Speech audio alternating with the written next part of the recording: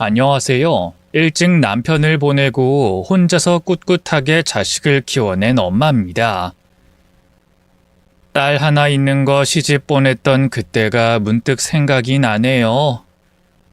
나이가 들면 들수록 딸이 정말 각별해졌고 소중해졌는데 막상 시집을 보내려니 가슴이 먹먹한 게 시원하기보단 섭섭하더라고요.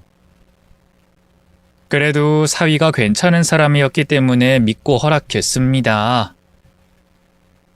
이 사위로 말할 것 같으면 정말 가정적이고 다정하고 제 딸밖에 모르는 아주 완벽한 남편감이었어요.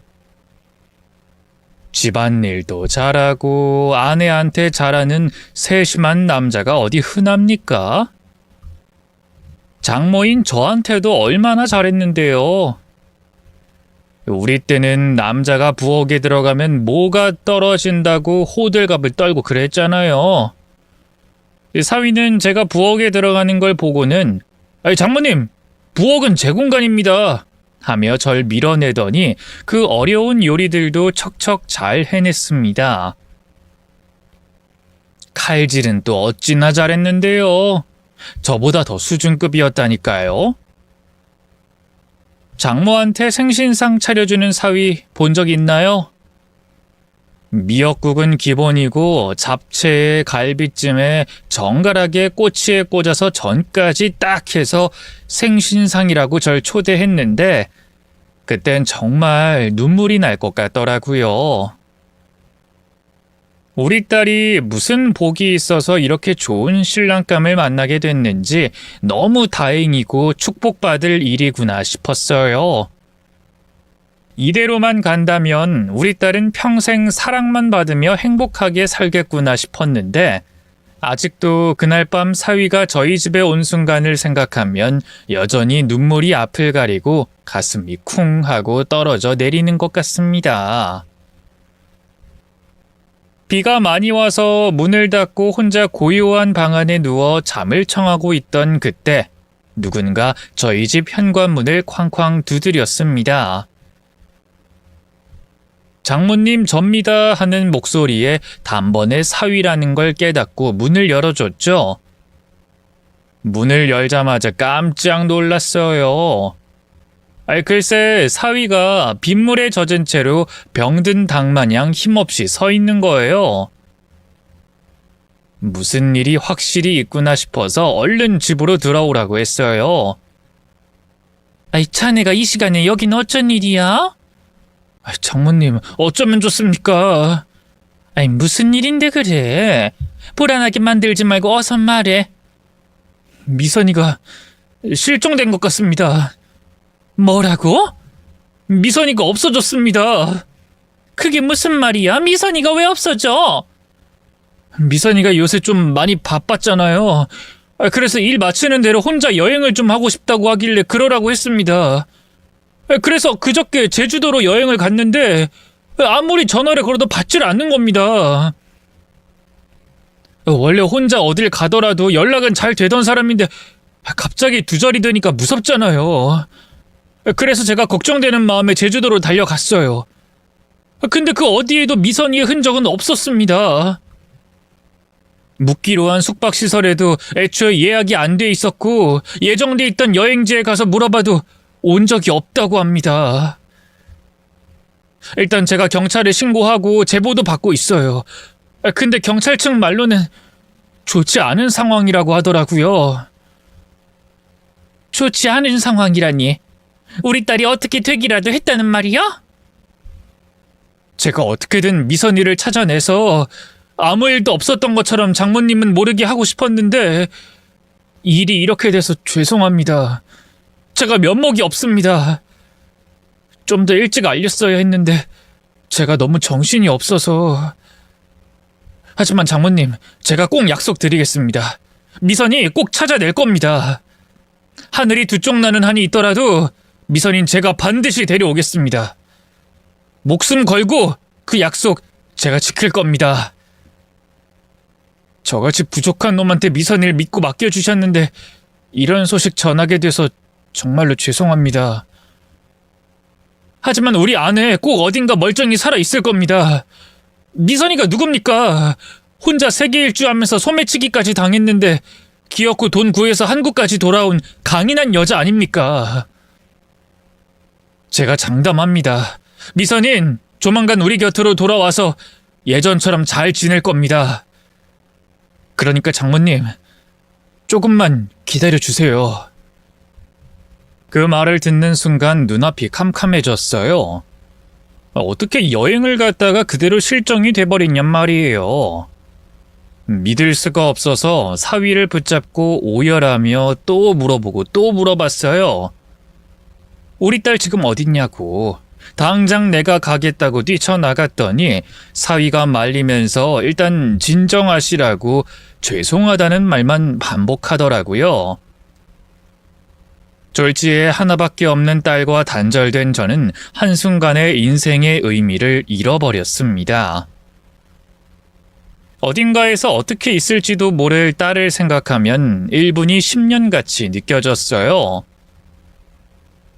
이미 경찰 쪽에서도 찾고 있고 사위도 잠도 안 자고 모든 일을 제쳐두고 제 딸을 찾고 있다고 하니까 조만간 소식이 들려올 것이라 굳게 믿고 있었어요.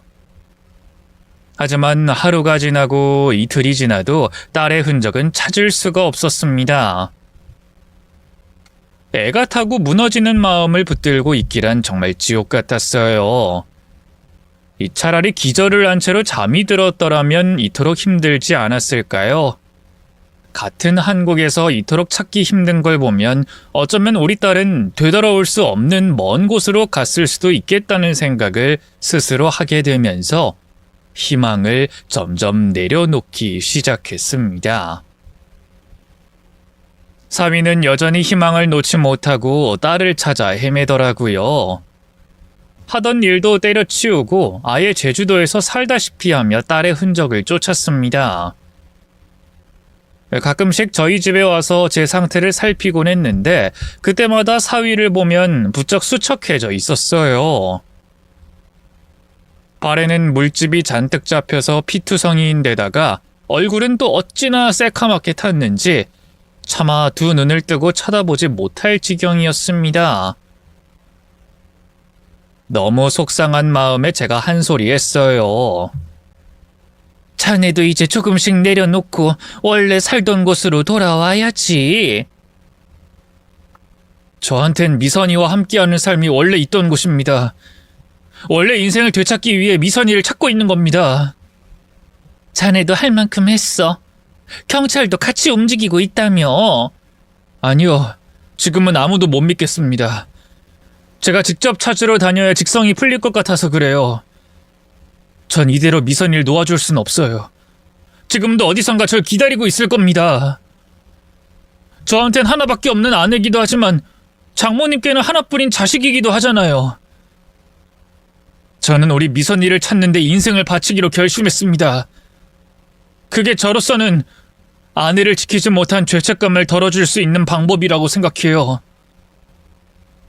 자네가 너무 고생하니까 속상해서 그러지. 당연한 걸 왜 속상해 하십니까? 저희는 가족이잖아요. 저를 아들처럼 생각해 주셨잖아요. 그래, 자네가 있어서 정말 든든했지. 하지만 이제 자네의 인생도 생각을 해야지. 사돈 쪽 마음도 헤아려야지. 그런 말씀 하지 마세요. 제 인생 제가 하고 싶은 대로 살겠다는데 저희 부모님은 무슨 상관입니까? 부디 저를 내치지만 말아주세요. 혹여나 미선이가 잘못되더라도 전 평생 장모님을 어머님처럼 모시고 살 생각입니다. 이미 그렇게 하기로 마음 굳혔어요. 그러니까 부디 절 편하게 대해주세요. 그게 제가 바라는 겁니다. 그리고 꿈에 미선이가 나왔습니다. 절 보면서 활짝 웃고 있더라고요. 저보고 얼른 데리러 오라고 손짓하고 있었습니다. 분명 절 기다리고 있는 겁니다. 그래서 전 미선이를 꼭 찾을 겁니다. 조금만 더 찾으면 분명 나올 겁니다. 자네가 있어서 얼마나 다행이야. 우리 딸이 참 복도 많지. 이제는 심성 좋은 신랑이랑 행복할 일만 남았다고 생각했는데 이게 무슨 일이야?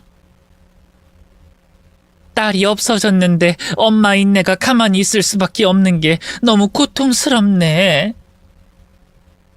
장모님도 같이 찾아보시겠습니까? 비행기표 끊어놓겠습니다. 장모님도 답답하시잖아요. 직접 가서 찾아보시는 게 나을 수도 있어요. 그렇게 저는 딸이 실종됐다던 제주도로 향하게 됐습니다. 사위와 같이 갈 줄 알았는데 사위는 일단 여기서 일 처리를 할 게 남았다며 저를 먼저 제주도로 보내더라고요. 곧 뒤따라 가겠다며 자기가 알아놓은 숙소가 있으니 일단 거기 가 있으라고 주소를 알려줬네요. 혼자 공항에서 비행기를 기다리는데 어찌나 마음이 허전하던지. 딸이 저한테 비행기 한번 태워준다고 해외여행 같이 가자고 한 게 문득 생각나면서 또 한바탕 눈물을 쏟았네요. 따뜻한 봄날 꽃구경을 가도 모자랄 판에 실종된 딸을 찾으러 제주도를 향한다니 이보다 더 불행한 일이 있을까요? 그렇게 제주도에 도착하고 이동을 하려고 택시를 잡으려고 하던 찰나 제 핸드폰에 모르는 번호로 전화가 걸려왔습니다. 아무 생각 없이 받았는데 가슴이 철렁 내려앉았습니다. 엄마, 나야! 누구? 나라고, 딸이라고! 진짜로 미선이니? 미선이 맞아? 시간 없으니까 용건만 얘기할게. 엄마, 다 거짓말이야. 절대 믿지 마요. 너 지금 어디야? 어딘데? 나 땡땡동! 하는 순간 전화가 뚝 하고 끊겼습니다. 너무 깜짝 놀라서 그 자리에서 발만 동동 구르다가 안 되겠다 싶어서 당장 공항 안으로 돌아갔어요. 그리고 가장 빠른 티켓 좀 끊어달라고 사정사정해서 결국 다시 서울로 향했네요. 서울에 딱 도착하자마자 사위에게 전화가 걸려오더라고요. 장모님, 지금 어디십니까? 지금 난 서울로 왔어. 왜요? 아까 제주도 도착했다고 하지 않으셨나요? 딸한테 전화가 왔어. 우리 딸 살아있다고. 진짜 내 딸이 맞아. 확실해. 진정하시고 천천히 말씀해보세요. 누가 살아있다고요? 내 딸이 나한테 전화를 했다고. 딸이 나한테 뭐라 그랬냐면 장모님, 벌써부터 실망시켜드려서 죄송한데요. 저 그런 전화 하루에 수십 번도 넘게 받습니다. 다 장난 전화였어요. 처음에 그것 때문에 제가 얼마나 헛걸음했는지 아십니까? 제가 사례금 걸고 찾아 헤맸더니 그 돈만 보고 연락해온 사람들이 수두룩이었어요. 아마 장모님 전화번호도 어딘가 새어나간 모양인데 그런 전화는 다 무시하는 게 좋습니다. 사람의 진심과 간절함을 가지고 장난치는 미친 사람들이 얼마나 많은지 알아요? 아니야, 분명 내 딸 목소리였어. 요새 음성 변조 손쉽게 할 수 있어요. 자세히 들어보시면 비슷하지도 않아요. 그냥 흉내만 낸 거라니까요. 요새 보이스피싱 음성 변조로 많이 하는 거 아시잖아요. 다 같은 수법입니다. 장모님이 지금 정신이 많이 약해지신 상태라서 사기꾼들이 많이 들러붙는 겁니다. 이럴 때일수록 정신 똑바로 차리셔야 해요.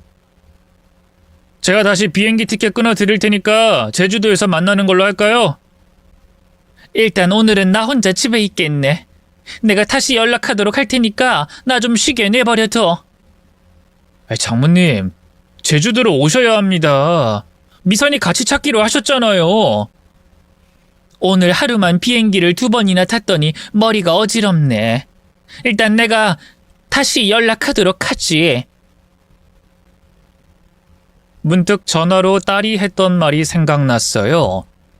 다 거짓말이라고, 절대 믿지 말라고. 그 목소리는 분명 제 딸이 맞았습니다. 제가 낳아서 평생 기른 딸인데 목소리 하나 분간 못하겠어요?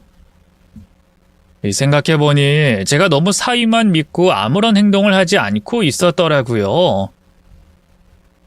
믿을 만한 사람이었기 때문에 믿고 있었던 것뿐인데 대체 왜 믿지 말라는 건지 머리가 복잡해져서 일단은 혼자서 생각할 시간이 필요했습니다.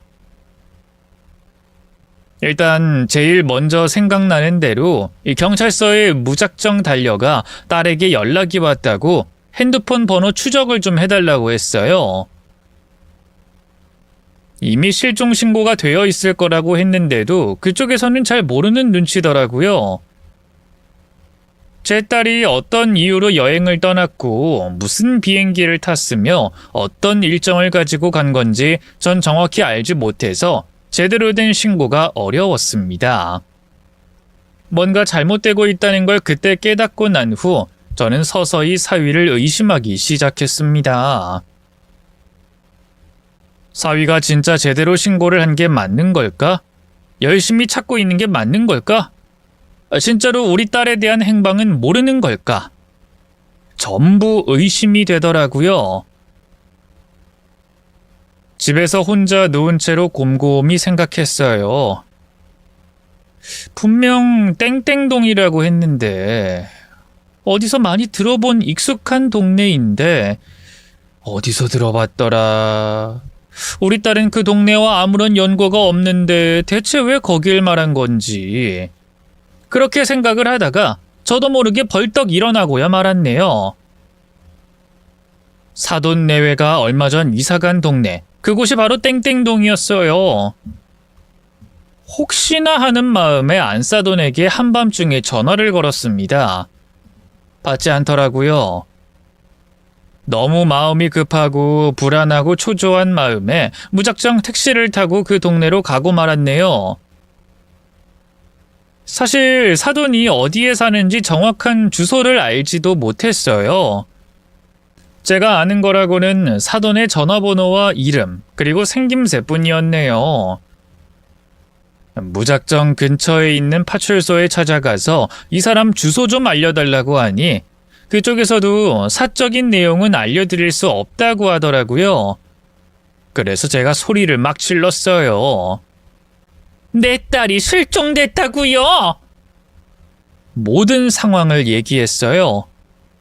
실종 상황을 사위에게 듣게 된 일, 딸의 전화를 받게 된 이야기와 경찰서에 찾아간 일, 딸이 이 동네에 있다고 했던 얘기를 늘어놓자 그쪽에서도 난감해하는 눈치더라고요. 규칙은 규칙이니 더 이상 드릴 수 있는 정보가 없다는 말을 듣고 힘없이 그곳을 빠져나왔습니다.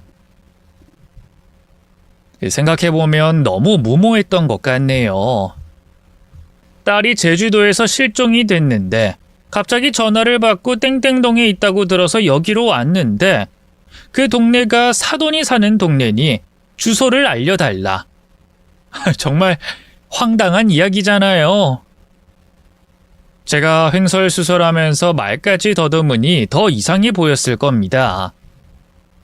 다들 저를 이상한 사람으로 보니 저도 제가 스스로 미친 게 아닐까 하는 생각도 들더라고요. 막말로 장난 전화일 수도 있잖아요. 괜히 제가 휘둘리는 게 아닐까 싶기도 했지만 저는 제 직감을 믿고 싶었습니다. 딸의 흔적을 찾을 수만 있다면 전 지구 끝까지라도 쫓아가고 싶은 심정이었어요. 너무 쉴 새 없이 말을 쏟아낸 탓에 목이 말라서 보이는 슈퍼 아무데나 들어갔네요. 물을 하나 사서 그 자리에서 따서 벌컥벌컥 마시니까 제 나이 또래로 보이는 가게 여사장님이 저에게 말을 거시더라고요. 이 동네 사람은 아닌 것 같은데 밖에 뭔 일 났어요? 네? 아니, 파출소에서 나오는 것 같길래. 사돈댁이 어딘지 찾고 있었어요. 주소를 알고 싶은데 쉽지가 않네요. 이 동네 사람이에요? 네, 얼마 전에 이사 왔다고 들었거든요. 이름이 어떻게 되는데요? 안사돈 이름이 김숙자인데요. 어머머, 그 혹시 짧은 머리에 안경 쓴 여자? 네, 맞아요. 나랑 같은 동호회예요. 주말마다 배드민턴 치는데 같이 하는 그 여자 같네. 그런데 사돈집 주소는 갑자기 왜요? 무슨 일인데요? 저는 그분께 사정을 설명드리며 믿지 않으실까봐 제 딸의 결혼 사진까지 보여주며 그쪽과 제가 사돈 관계라는 걸 증명했습니다. 그분은 어디론가 전화를 거시더니 회원 명단에 있는 주소를 빼돌려 저에게 주셨습니다. 그리고 자기가 준 걸 비밀로 해달라고 신신당부했어요.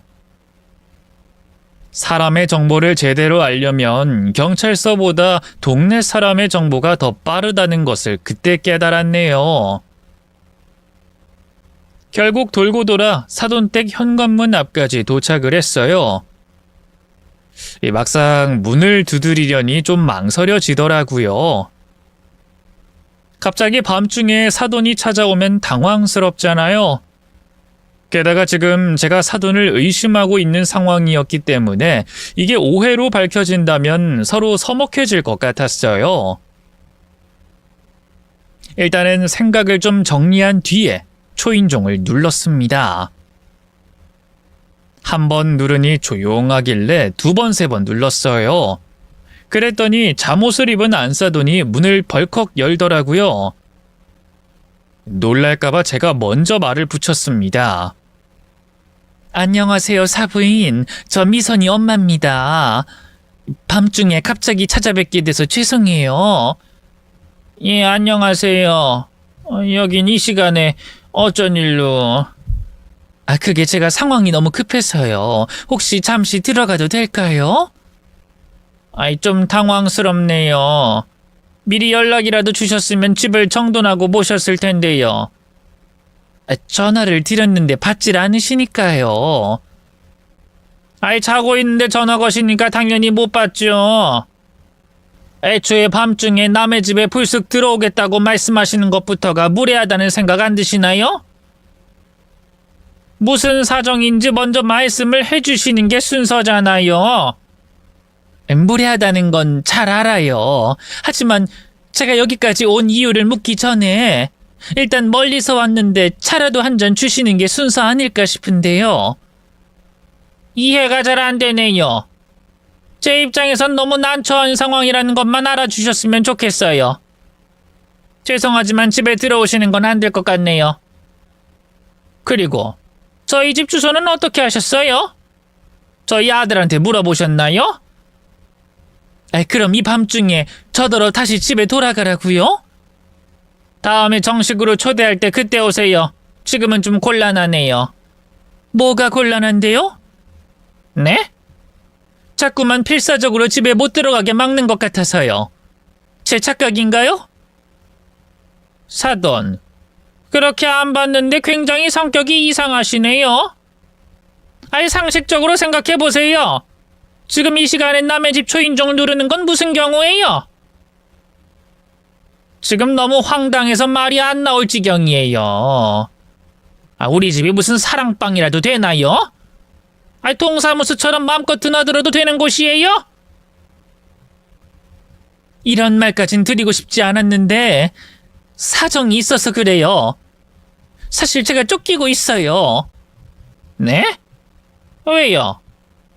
사실 제가 길 모임을 하는데 아줌마들끼리 돈을 모았거든요. 근데 갯돈이 갑자기 순식간에 사라진 거예요. 근데 그 범인이 저라고 누가 거짓말을 하는 바람에 아줌마들이 절 쫓아오고 난리도 아니에요. 지금 저희 집 앞에 사람들이 쳐들어와서 들어가지도 못해요. 그럼 경찰서에 가시지 왜 저한테 찾아오시냐고요? 경찰서가 지금 밤중에 하나요. 제가 갈 곳이 없어서 그래요. 지갑도 안 들고 나와서 걸어서 여기까지 왔다니까요. 지금 제 상황 아시잖아요. 딸도 실종된 상태라 딸 집에 갈 수도 없어요. 제가 지금 기댈 곳은 사위뿐인데 지금 연락도 안 돼요. 같은 부모잖아요. 제 상황이 딱하지도 않으세요? 솔직히 사위한테도 너무 서운하네요. 우리 딸 행복하게 해주겠다고 약속하고 데려가 놓고 이 지경으로 만들어 놓으면 저더러 어쩌란 말이에요. 그러게 왜 애를 혼자 보내가지고 이 상황까지 만들었냐고요? 혼자 여행 갔다가 지멋대로 사라져버린 걸 저희들 어쩌라고요? 그게 왜 우리 아들 탓입니까?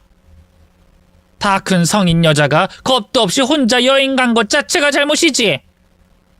확실해요? 저희 딸이 혼자 여행 갔다가 사라진 게 확실하냐고요? 갑자기 그게 또 무슨 말씀이세요? 엄마는 자식의 사소한 모습까지 기억하고 있다는 거 모르세요? 지금 현관에 놓여있는 그 신발 제 딸 거 맞잖아요. 뭐가요? 이거 제가 선물 받은 신발이에요. 그게 선물 받은 거라고요? 거짓말 좀 착착 하세요. 신발에 달린 장식 저거 제 딸이 하고 다녔던 거예요. 유치하다고 달지 말라고 하는데도 해외에서 뭐 어렵게 구한 거라고 달고 다녔던 거라고요. 얼마나 즐겨 신었는지 옆부분이 누렇게 때가 탔는데 그 부분까지 똑같네요. 그리고 그거 딸이 여행 다닐 때도 늘 신고 다녔어요. 근데 그 신발이 지금 사돈댁 현관에 놓여 있네요. 이걸 어떻게 설명하실 거예요? 이런 걸 설명하는 것도 웃기지만 괜히 오해받고 싶지 않으니 정확하게 말씀드릴게요. 맞아요. 여행 가던 날 며느리가 잠깐 저희 집에 들렸어요. 여행 기간 중에 제 생일이 끼어 있어가지고 신경이 쓰였는지 작은 선물 하나 가지고 왔더라고요. 생신날 함께하지 못해서 미안하다고 여행 다녀와서 꼭 한번 외식하자고 하더라고요. 저는 신경 쓰지 말고 다녀오라고 안심시켰네요. 그렇게 며느리 배웅하려는데 짐이 너무 많다고 저희 집에 좀 놓고 가겠다고 합디다. 그래서 신발도 놓고 간 거지 별다른 이유는 없었어요. 저도 마음이 많이 안 좋네요. 그날 며느리를 붙잡았어야 하나, 가지 말라고 말렸어야 하나, 그런 생각들 때문에 잠도 안 오고요. 저도 많이 힘든 상태라는 걸 알아주셨으면 좋겠어요. 저희 딸이 그러던데요. 시어머니께서는 음력 생일을 보내신다고요. 그럼 날짜가 맞지 않을 텐데요. 그날은 제가 양력으로 보낸다고 했고 뭐 어쩌다 보니 그렇게 됐습니다. 제가 제 생일 챙기는 것도 사돈 허락을 받아야 하는 건 아니잖아요. 표정을 보니 매우 당황하시네요. 혹시 집에 못 들어가게 하는 이유도 찔리는 게 있어서 그런 거 아닌가요? 뭐가 어쩌고 어째요? 보자 하니까 사람을 범죄자 취급하고 있네? 됐으니까 당장 돌아가요. 누가 범죄자 취급을 했다고 그러세요? 전 단지 제 딸의 흔적을 여기서 발견했으니 댁에 들어가서 몇 가지 좀 여쭙고 싶다는 뜻이었는데요. 그것도 어려우세요? 왜요? 제가 집에 들어가면 안 되는 이유라도 있나요? 글쎄 싫다니까요. 싫으면 싫은 거지 그게 이유가 필요한가요? 제 딸이 즐겨 신는 신발이 여기 있고 자꾸만 문을 열어주지 않으시는데 이 정도면 제가 충분히 의심하고도 남을 상황 아닌가요? 안 그래도 방금 경찰서 다녀오는 길이에요. 제가 이 집 주소를 어떻게 알아냈겠어요? 딸이 실종됐는데 사돈 집에 있는 것 같다고 하니 무슨 일 있으면 바로 출동하겠다고 연락 달라고 하더라고요. 제가 지금 112에 신고해서 경찰 불러 그 집에 들어가는 게 나으실까요? 아니면 우리끼리 잘 해결하는 게 나으실까요? 선택은 사돈이 하세요. 그랬더니 안사돈의 얼굴이 시퍼렇게 질려서 벌벌 떨고 있더라고요. 미세하게 떨리는 그 모습을 보고 단번에 눈치를 챌 수 있었어요. 내 딸이 지금 여기 있구나. 그래서 저는 그때부터 내 딸 내놓으라고 고래고래 소리를 질러댔어요. 한밤중에 난동을 부리니까 안사돈도 당황했는지 진정 좀 하시라고 알겠다고 하고 집에 들여보내주더라고요. 그때부터 저는 흥분해서 집 안에 있는 방문을 죄다 열어봤어요. 구석에 있는 작은 방문을 열어본 순간 전 경악하고 말았네요.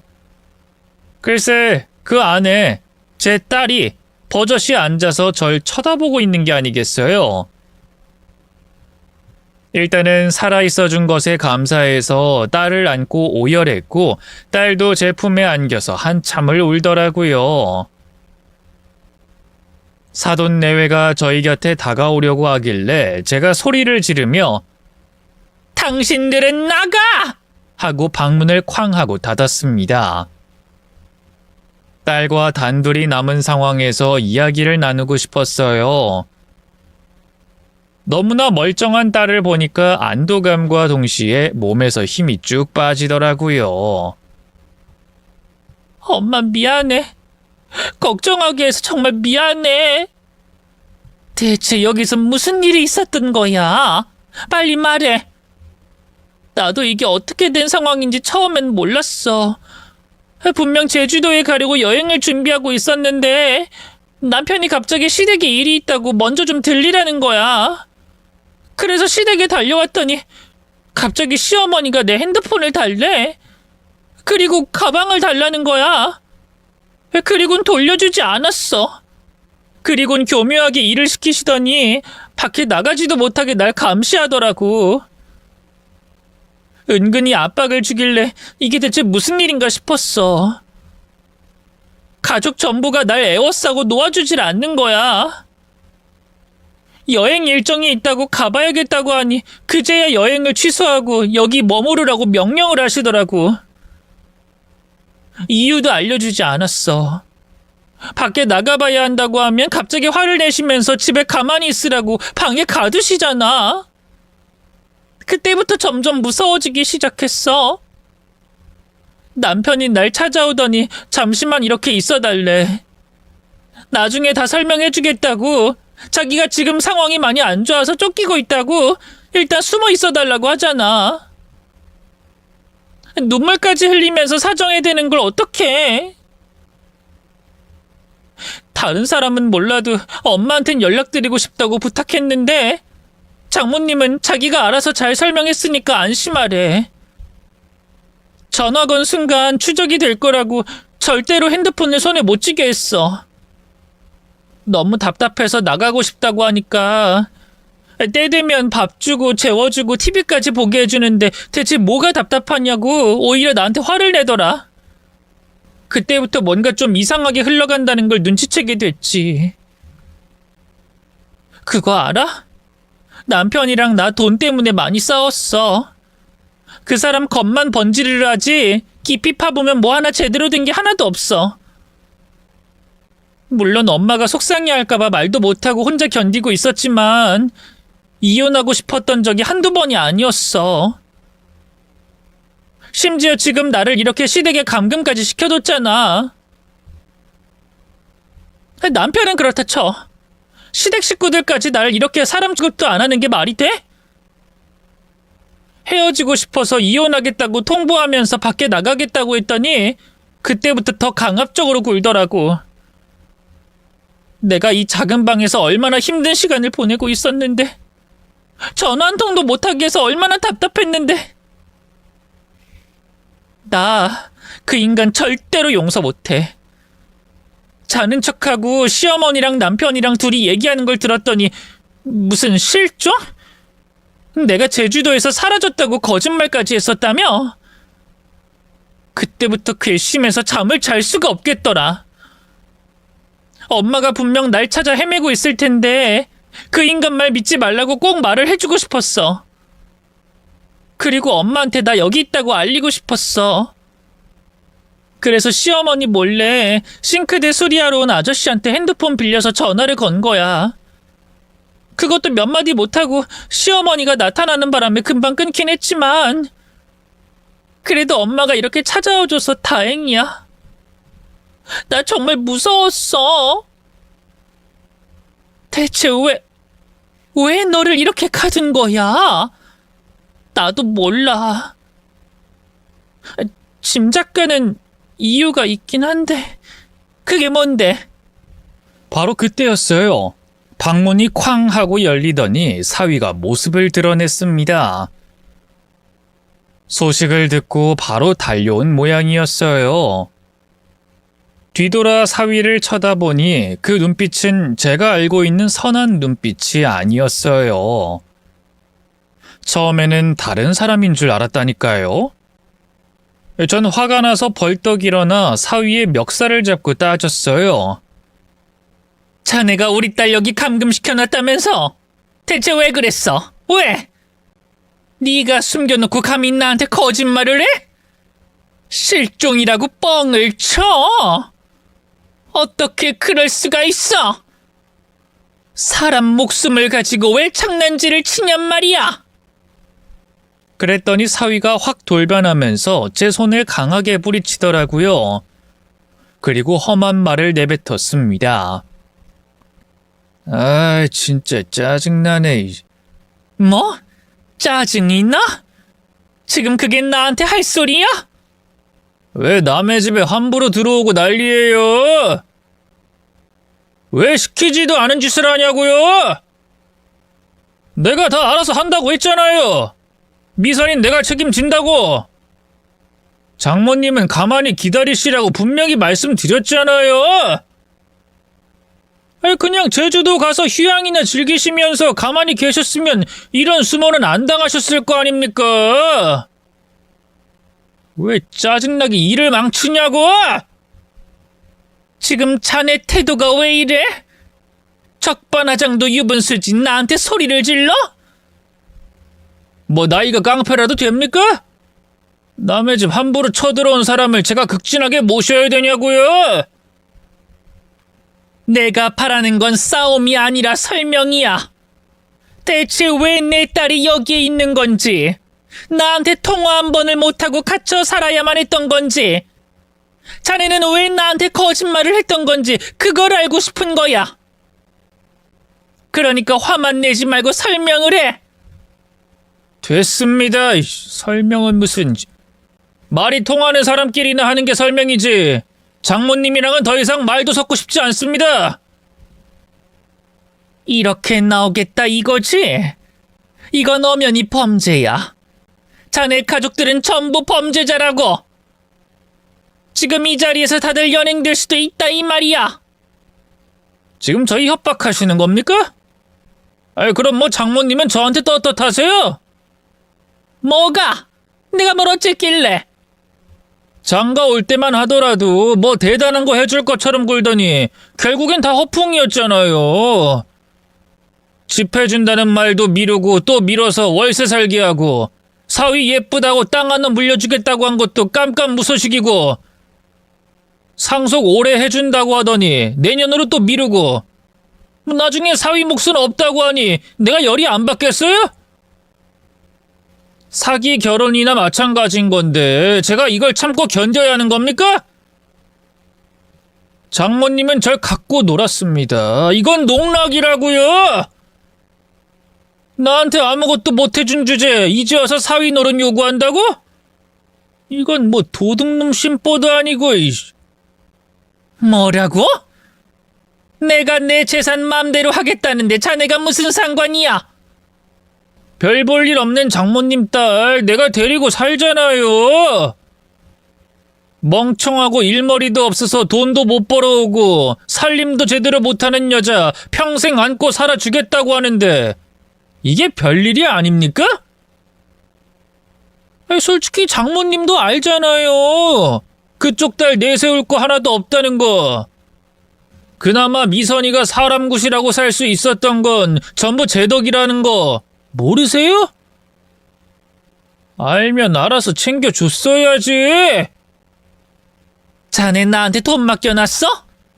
내가 힘들게 모으고 일궈냈던 걸 왜 자네가 욕심내는데?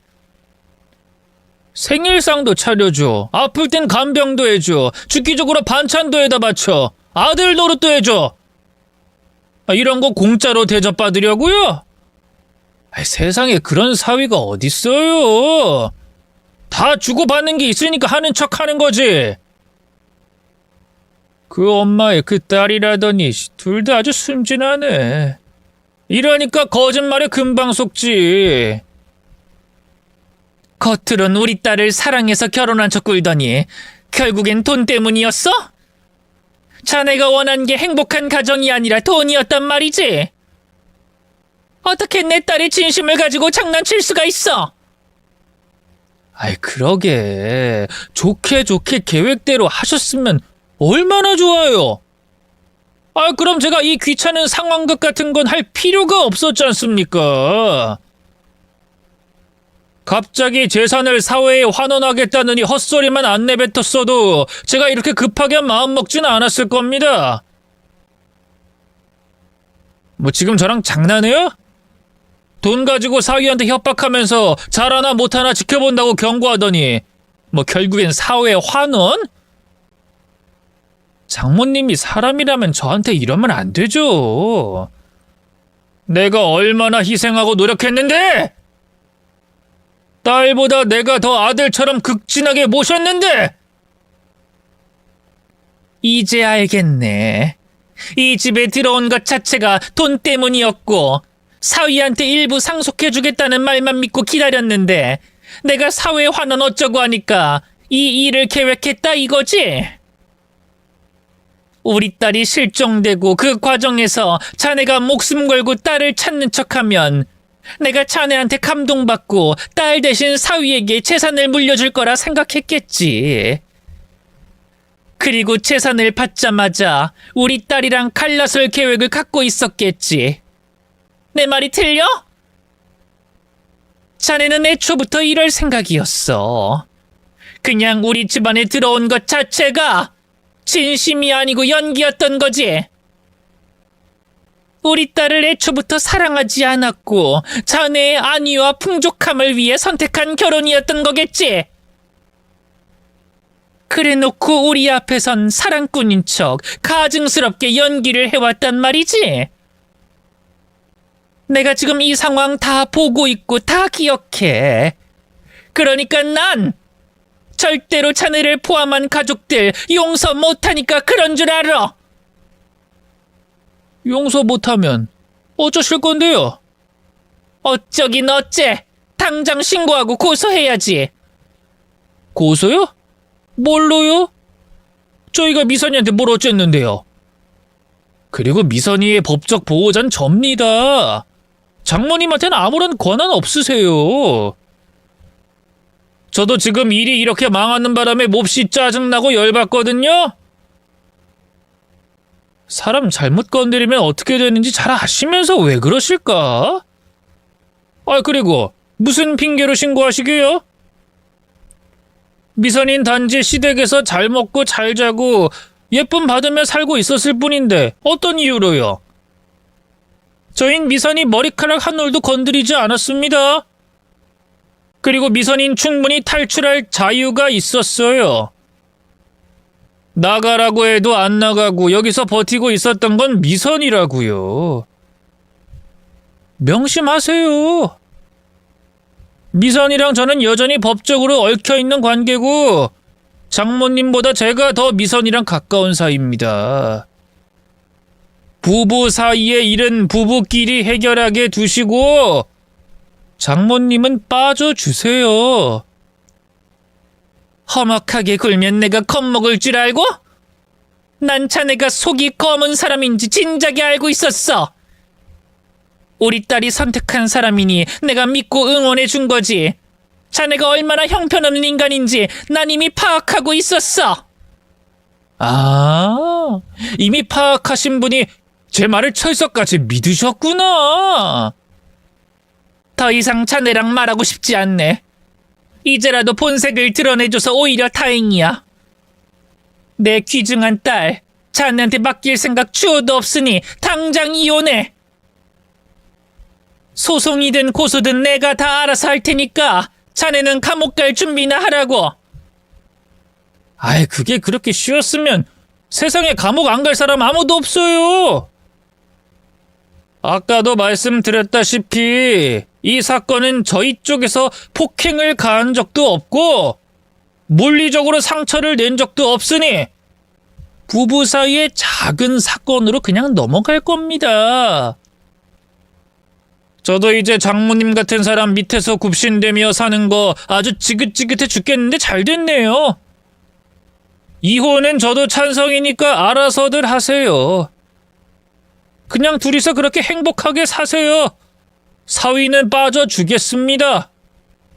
대체 뭘 믿고 저렇게 당당한 건지 사위는 자신만만하게 잘못한 거 하나도 없다는 듯 뻔뻔하게 굴더라고요.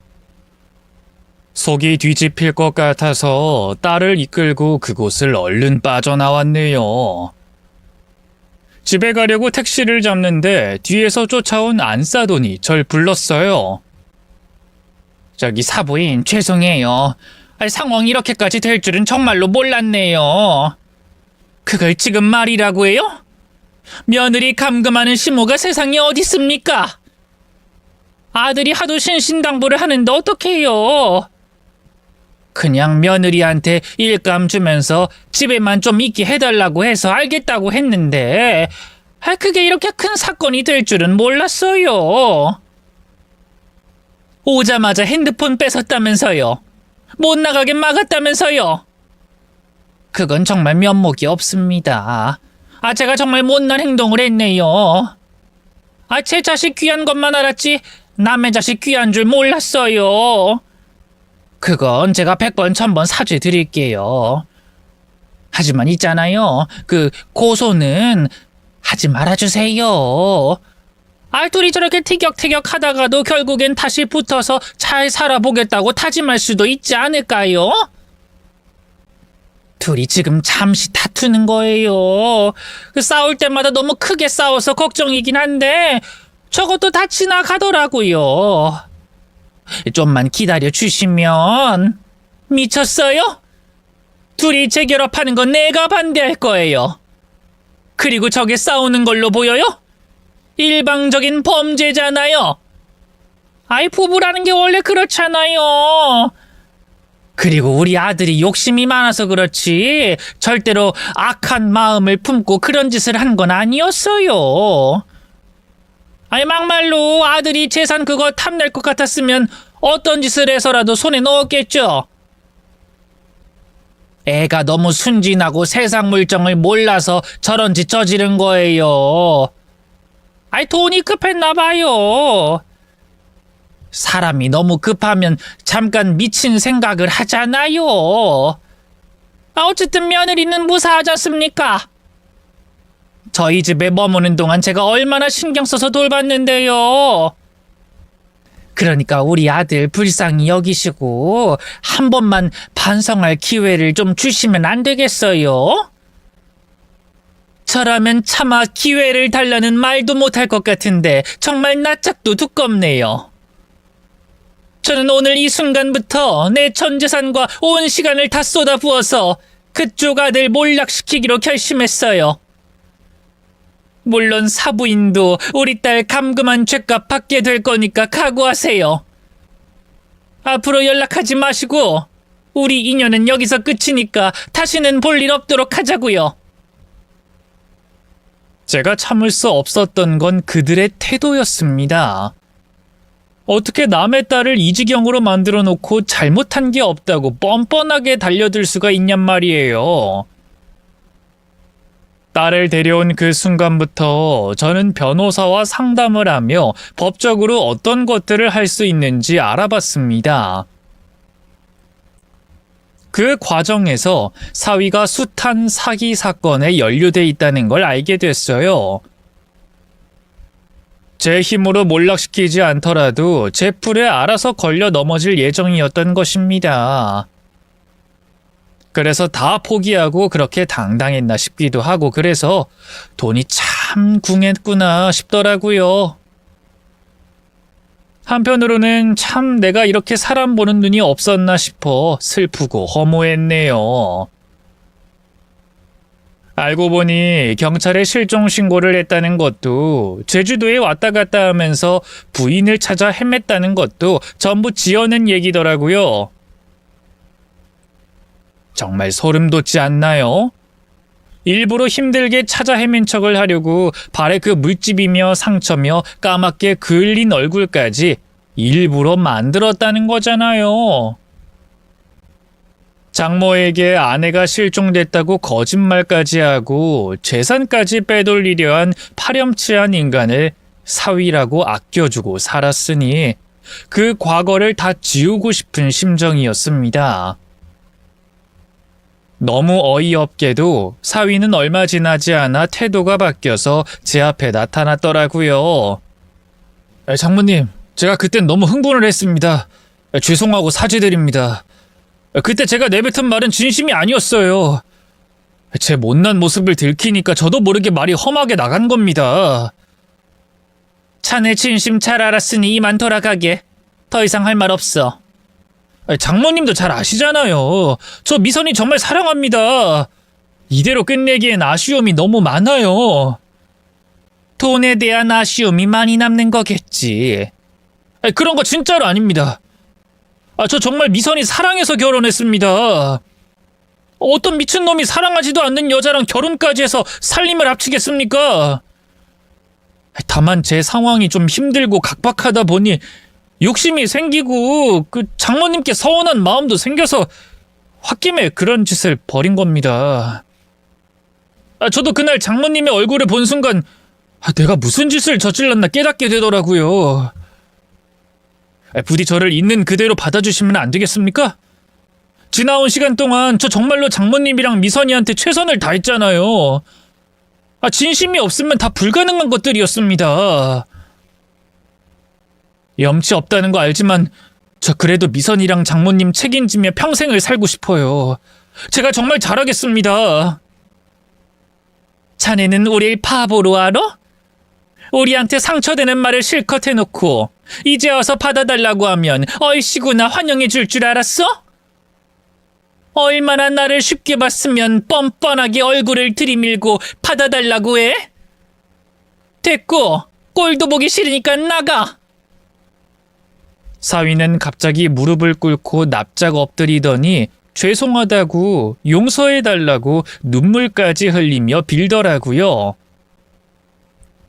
그 모습을 보는데 어찌나 가증스럽던지. 그러더니 결국엔 저더러 뭐라고 한 줄 아세요? 장모님, 이런 말씀 지금 드리긴 좀 그렇지만 제 상황이 너무 급해서요. 혹시 돈 좀 빌려주실 수 있습니까? 잠깐만 빌려주시면 바로 갚겠습니다. 제가 지금 아시다시피 법적으로 얽혀있는 사건이 몇 개가 좀 있는데 그걸 수습해야 나머지도 해결할 수 있어서 그래요. 돈 때문에 찾아온 건 절대 아닙니다. 저희 부모님 아시지 않습니까? 아버지 크게 사업 망하시고 어머니도 식당 일 잘리셔서 돈 들어올 구멍이 한 군데도 없습니다. 유일한 버팀목이 돼야 할 아들이 지금 이러고 있으니 얼마나 답답하시겠습니까? 살면서 효도 한 번을 못 해보고 사고만 치고 살았어요. 이제는 좀 정신 차리고 멀쩡하게 살고 싶습니다. 불쌍한 놈 하나 목숨 살려준다 치고 한 번만 살려주십시오. 제가 이 은혜는 꼭 갚도록 하겠습니다. 제발 부탁드립니다. 역시나 아니나 다를까 돈 때문에 또 저를 찾아왔더라고요. 이젠 더 이상 놀랍지도 않았어요. 제 딸을 감금한 걸로 모자라서 끝까지 저한테 돈을 뜯어낼 생각을 했다는 게 정말 어이가 없지 않나요? 너무 열이 받아서 손바닥으로 머리통을 한 대 때리면서 실컷 욕 한 사발 해줬네요. 젊은 시절 미용실을 하며 손가락이 파마약으로 시큰하고 아팠지만 그럴 때마다 딸을 생각하면서 버티고 또 버텼어요. 악착같이 모으고 규모를 넓혀가며 건물 한 채를 갖고 또 땅을 사고 재테크를 하며 야금야금 불려온 재산이었습니다. 그 모든 건 딸을 위해 준비했던 것이지 사위에게 넘겨줄 생각은 추호도 없었네요. 이럴 거면 사위가 장가 왔을 때 재산 이야긴 절대로 꺼내지 말 걸 그랬나 봅니다. 때로는 입을 다물었을 때가 더 나은 법인데 그걸 너무 늦게 깨달았네요. 가족이라 믿었고 아들이라 생각했기 때문에 의지했습니다. 그 사건과 딸의 이혼은 저로서도 큰 충격이었어요. 아마도 저보다 그 상황을 직접 겪은 제 딸이 더 힘들었겠죠. 어느 날 저한테 이런 말을 하더라고요. 엄마 미안해. 내가 사람 보는 눈이 없었나 봐. 그 사람을 만나지만 않았어도 이런 일이 없었을 텐데. 엄마는 네가 실종됐다는 소식 듣자마자 죽은 것이나 다름없었어. 그런데 네가 멀쩡히 살아있다는 걸 알게 된 순간 제2의 인생을 새롭게 얻은 기분이었단다. 엄마한테 새로운 인생을 선물해줘서 고마워. 얼마나 다행이야. 우리 둘이 이렇게 멀쩡하게 함께하고 있잖아. 엄마는 그걸로 충분해. 인생의 밑바닥을 경험하고 다시 돌아오니 이 상황이 최악으로 느껴지진 않네요. 오히려 감사하다는 생각이 들어요. 제 딸은 이혼의 아픔을 잘 극복하고 있고 새로운 일에 도전하고 있어요. 이 딸의 소중함을 늦게나마 깨닫게 된 저는 충분히 지원해 줄 테니 하고 싶은 일 마음껏 하고 살라고 당부했답니다. 젊은 시절에만 할 수 있는 도전들과 경험을 딸이 충분히 했으면 좋겠더라고요. 지금 생각해보면 여태껏 돈만 모으느라 자식이 뭘 하고 싶은지 어떤 취향을 갖고 있는지 전혀 모르고 살았는데 이제서야 딸의 모습을 제대로 볼 수 있는 것만 같아서 좋습니다. 딸과 이혼한 그놈은 여러 소송이 걸려 있기도 하고 벼르고 있는 사람들이 많아서 아주 고달픈 인생을 살고 있어요. 하마터면 사위가 싼 똥을 대신 치워줄 뻔했네요. 그 전에 본색을 드러내줘서 고마울 따름입니다. 아무리 돈에 눈이 뒤집혀도 그렇지 어떻게 그렇게 위험하고 못된 짓을 저지를 수 있을까요? 이 사람이 뭐에 씌이면 보이는 게 없다고 하더니 뒤늦게 알고 보니 그날 저를 제주도에 보냈던 건 빈집에 몰래 들어와 귀중품을 훔치려고 한 거였더라고요. 저희 아파트 CCTV에 그놈이 들어가는 모습까지 싹 다 찍혀 있었습니다. 나중에 그 사실을 알고 어찌나 탄식했던지 모릅니다. 믿었던 사람에게 배신을 당하니까 정말 세상이 무너지더라고요. 딸의 빈자리를 채우며 재산까지 가로채려 한 사위의 파렴치한 행동은 아마 평생을 가도 잊혀지지 않을 거예요. 시련을 겪으면 더 강해진다는 말이 있잖아요. 그 말을 믿으며 지금껏 버티고 있습니다.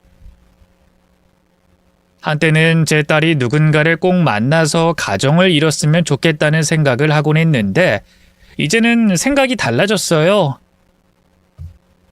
그런 사기꾼 같은 놈을 만날 바에는 그냥 혼자 사는 게 낫지 않겠어요? 저도 혼자서 딸을 잘 키워왔는데 무사히 잘 살았잖아요.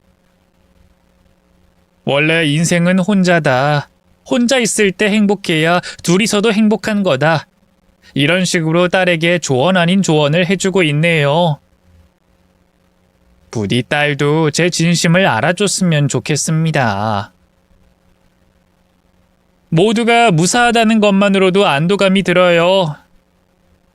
여러분들도 부디 사람 조심하시고 믿는 도끼에 발등 찍히지 않도록 늘 의심하셨으면 좋겠습니다. 그럼 저는 이만 물러날게요. 사연 읽어주셔서 감사드립니다.